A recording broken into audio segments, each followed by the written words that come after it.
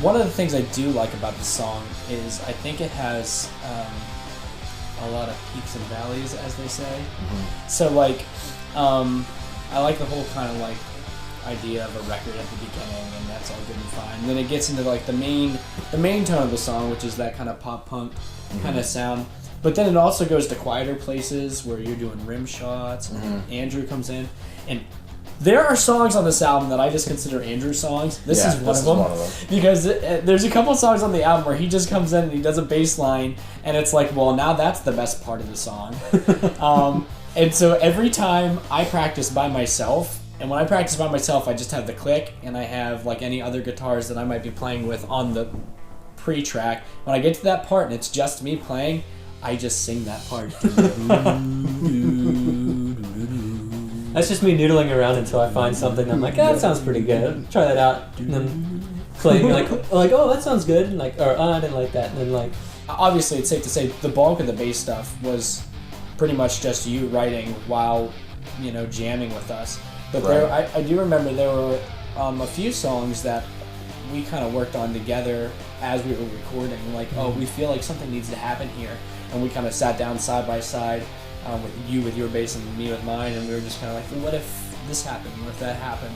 And anytime I've ever made a demo for any song, I'll put the bass down, but it's really simple bass. It's just like the root note of every chord, and I'm strumming along with the guitar, and that's all my bass parts is. So for me, doing that with you was a really good exercise, because I'm just not used to thinking about bass in a way that obviously a bass player would.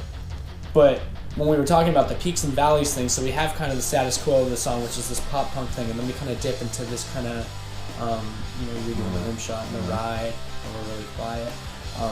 And then we also do the solo, which I feel like comes out of nowhere, and we actually have kind of an impact sound there to make it sound like, oh, now we're going somewhere else in this. And we do kind of this, and I wrote that before I could play it, and I want you to know I am not a good guitar player in any way, shape, or form. So before there are comments down there like, "Why that the guitar is not very good," it was said here first. Okay, I'm not a great guitar player. I use a guitar as a tool for songwriting and not the other way around. So I play guitar because I need to. That said, I knew I kind of wanted something a little edgier there. And I remember being down in my parents' basement before we had the new house, and my wife was kind of sitting on the couch behind me, and I was kind of up front at the computer with the guitar, and I played this thing over and over and over again, very, very poorly.